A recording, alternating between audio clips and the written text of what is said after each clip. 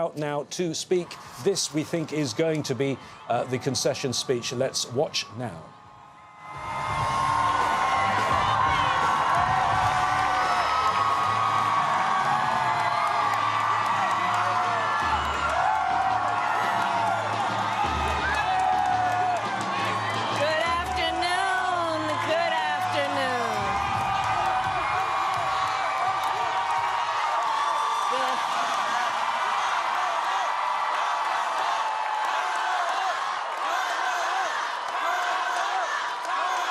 Good afternoon, everyone. Good afternoon. Good afternoon. Good afternoon. Thank you all. Thank you, thank you. Thank you, thank you. So let me say, and I love you back. And I love you back. So let me say, my heart is full today. My heart is full today, full of gratitude for the trust you have placed in me, full of love for our country, and full of resolve. The outcome of this election is not what we wanted, not what we fought for, not what we voted for, but hear me when I say,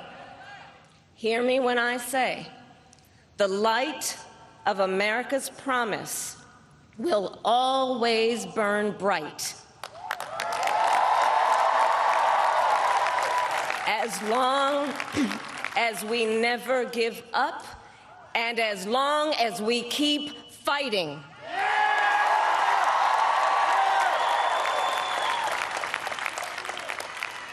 To my beloved Doug and our family, I love you so very much.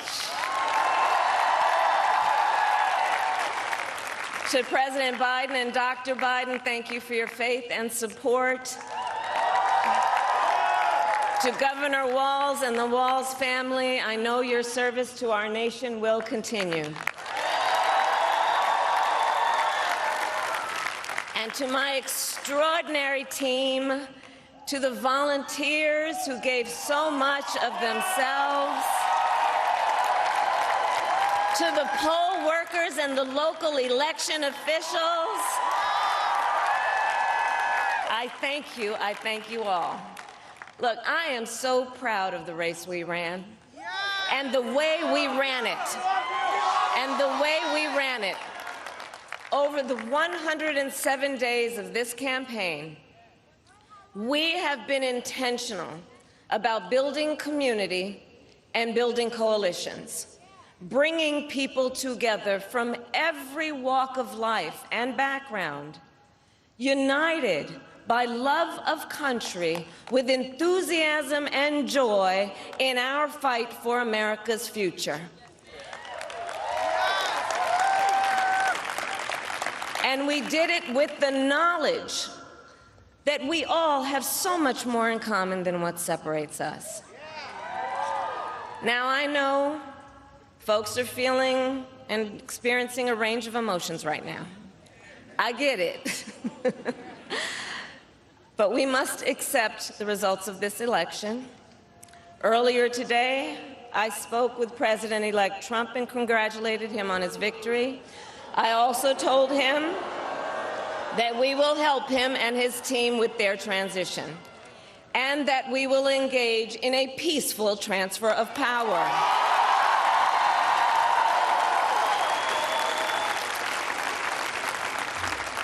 A fundamental principle of American democracy is that when we lose an election, we accept the results. That principle, as much as any other, distinguishes democracy from monarchy or tyranny. And anyone who seeks the public trust must honor it. At the same time, in our nation, we owe loyalty not to a president or a party, but to the Constitution of the United States.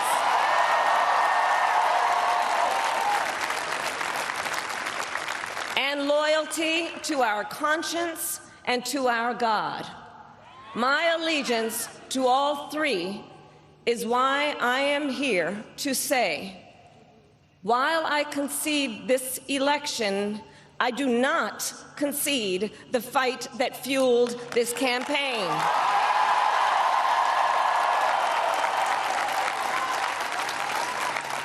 The fight for freedom, for opportunity, for fairness, and the dignity of all people. A fight for the ideals at the heart of our nation, the ideals that reflect America at our best. That is a fight I will never give up.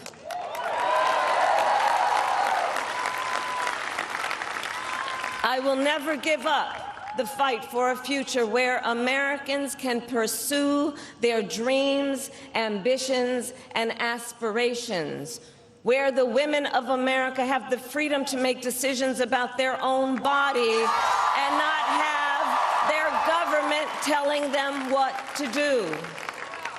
We will never give up the fight to protect our schools and our streets from gun violence. And America, we will never give up the fight for our democracy, for the rule of law, for equal justice, and for the sacred idea that every one of us, no matter who we are or where we start out, has certain fundamental rights and freedoms that must be respected and upheld.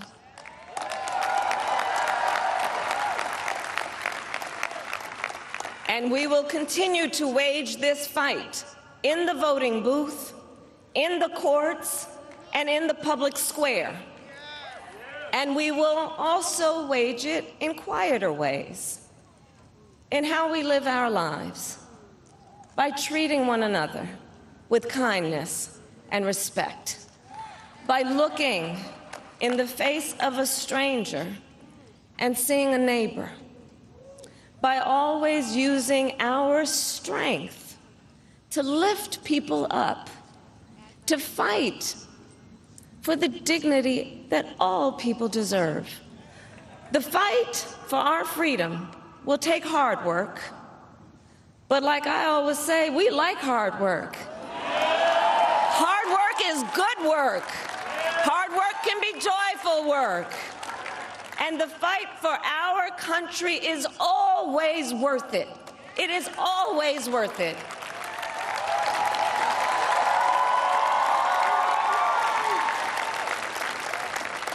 To the young people who are watching, it is... I love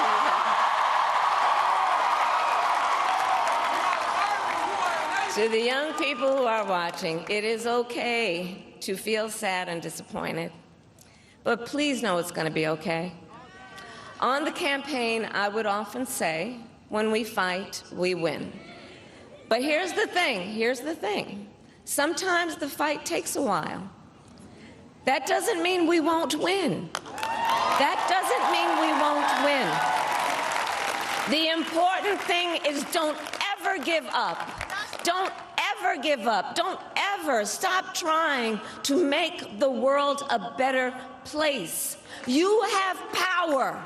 You have power. And don't you ever listen when anyone tells you something is impossible because it has never been done before.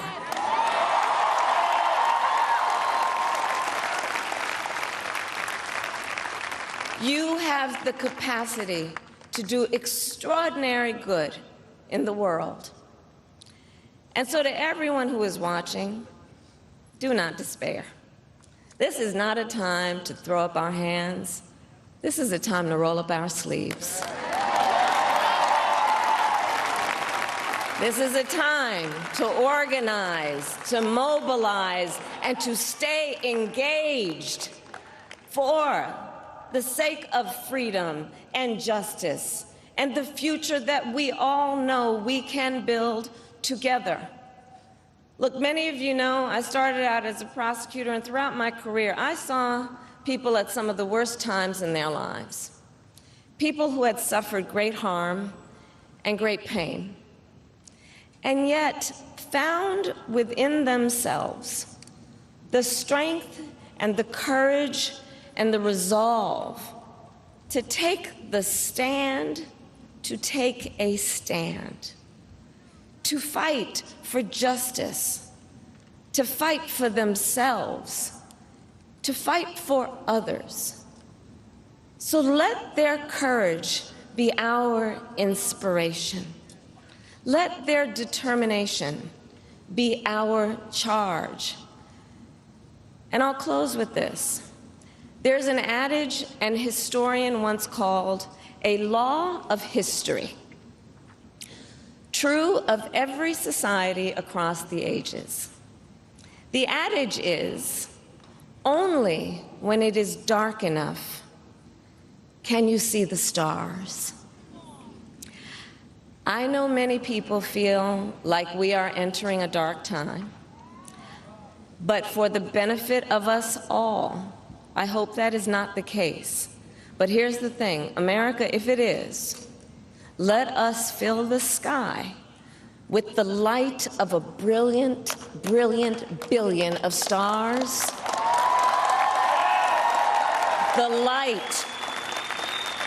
light of optimism, of faith, of truth, and service.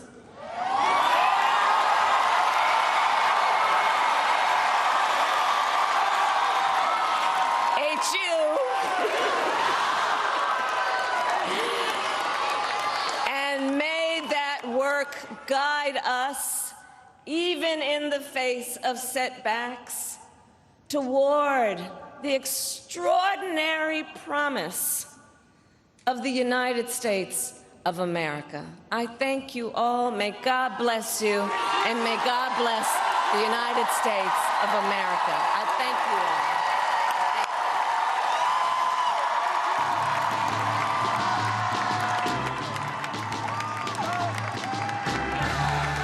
Democratic candidate for president, Kamala Harris, there making her concession speech, trying to stay upbeat after what is the worst moment of her political career, potentially the end of her political career. Interesting there that she didn't directly criticise Donald Trump, the man who is now going to be the 47th president, who she's called in the past a fascist and a threat to democracy. But I think it was in there pointed comments of we will engage in a peaceful transfer of power. So I think hinting, of course, that he did not, and saying that although she conceded the election, she does not concede the fight that fueled this campaign. She said it will continue in the voting booths, the courts and the public square. Kimberly Halkett was there watching that. Kimberly, what did you make of her speech?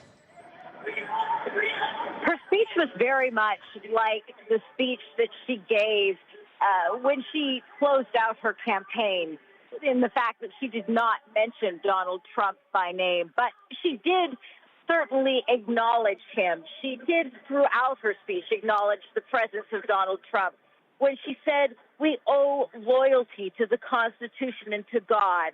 That was a direct reference to the fact that the Biden-Harris administration believes that Donald Trump may be entering in with an authoritarian type administration, and a reminder to the followers and her supporters that they do not have to in any way yield to any sort of authoritarian type administration, but just the opposite, that they should continue to fight. The other thing that she said was that we must accept the results of this election. That was very important, and that was something that she underscored in her call to Donald Trump when she conceded.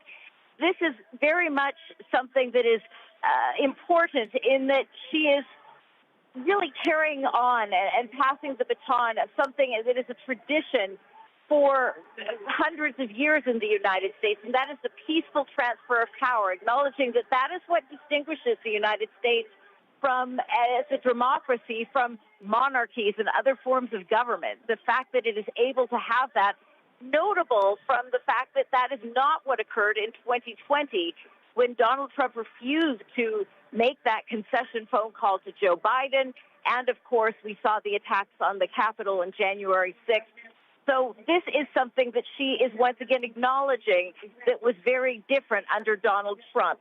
So these are sort of the institutions of America that she is upholding, reminding Donald Trump of his obligation as the now 47th president-elect, that he needs to uphold, that he didn't when he was the 45th president. And I think it's also important to remember that she also struck a tone of inspiration for those that are feeling that this is, as she said, and we're entering a very dark time. One of the things that Kamala Harris tried to do in her campaign, something she said she was very proud of, is that she tried to inspire the next generation. She kept throughout her campaign talking about turning on a page into a new generation of leadership. And I think that she said to the young people, don't give up. Don't listen to those who say that just because the impossible has never been done before, that it can't be done. And so she tried to end on that inspirational note that just because this page of the next generation of leadership has not been turned doesn't mean that it is not going to be turned the next time around. So I think those were the three important notes that were struck in this speech.